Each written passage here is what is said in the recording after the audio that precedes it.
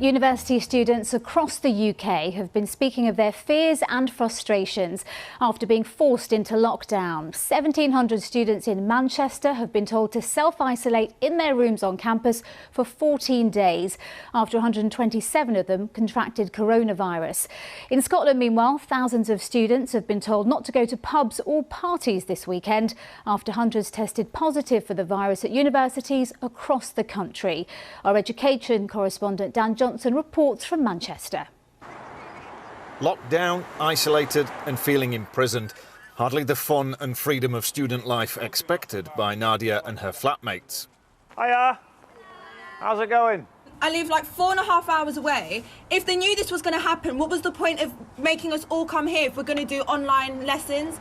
Like, we've barely got any milk and bread to last us till Monday. We can't do our washing. I mean, it's a bit pathetic. Ben's flat of eight's been cut off for a week already after one of the first cases here.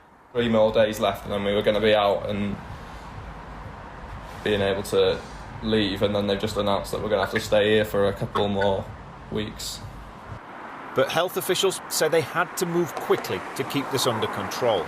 We've been really concerned about the rising number of positive cases over the last few days. It went from a very small outbreak to over 120 cases, as you've identified, and we knew it was time to take swift action just to limit the spread amongst the student population, but also the spread in our local communities in Manchester, where there are more vulnerable people.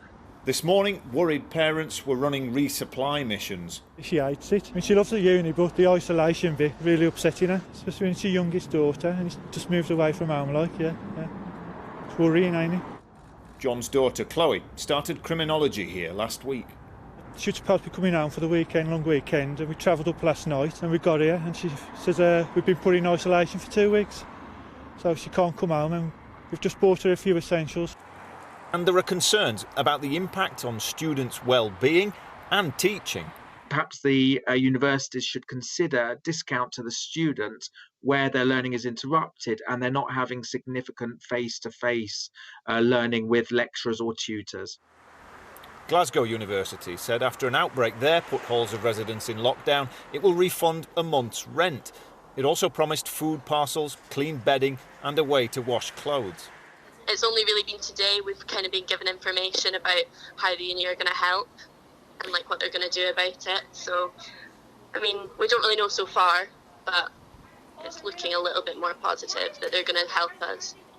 These Manchester students are starting their second night of 2 weeks in isolation, and they're unlikely to be the last because the scientists did warn that students were likely to bring coronavirus to campus with them, perhaps unknowingly, and universities are likely to see other significant outbreaks.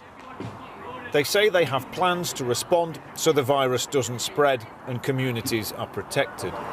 Young people may be at lower risk of getting ill themselves. They still face disruption to their learning and their social lives. Dan Johnson, BBC News, Manchester. The latest government figures show that there were 6,042 new coronavirus infections recorded in the latest 24-hour period. That means the average number of new cases reported per day in the last week is 5,560. 34 deaths were reported of people who died within 28 days of a positive COVID-19 test.